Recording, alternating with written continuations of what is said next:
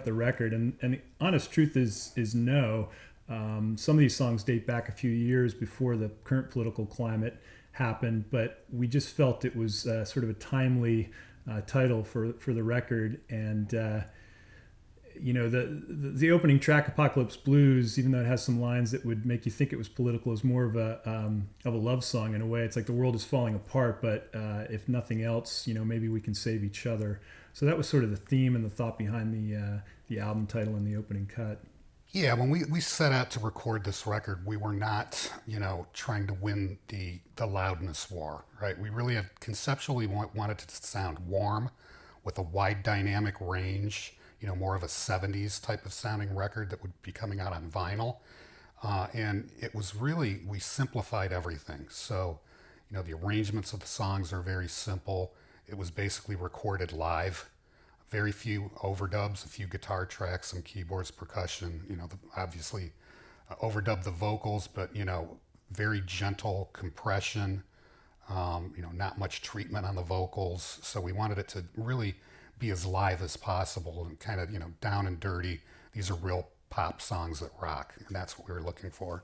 Yeah, and we had done the last record in a major recording studio, Mitch Easter's Fidelatorium, which was a great experience. But this time around, with all of Jackson's background as an engineer and producer, we wanted to do a more do-it-yourself approach, and we recorded it as you mentioned, sort of live as an ensemble, most of the basic tracks. And when you're working in your own studio or in a domestic setup, in a way, it's a lot less stressful because you're not on the clock. You can take your time and be a little bit more loose, and I think that really added to the vibe of the record, the fact that it was recorded at home but as a group, not one person at a time.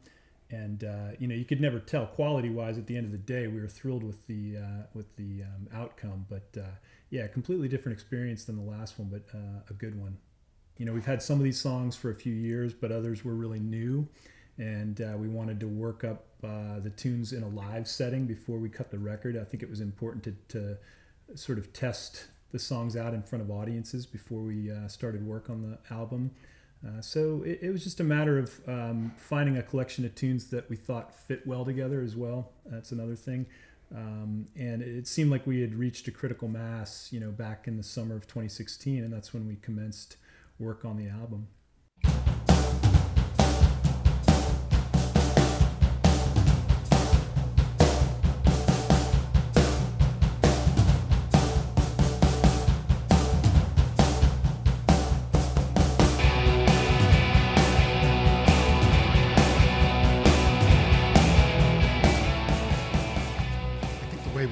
The song to shoot for video was really based on our video production crew, Skelly Films.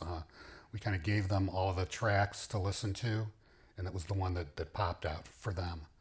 And again, it seems to be a song that everybody focuses in on, so I think it's going to be a lot of fun to shoot. It's going to be real simple.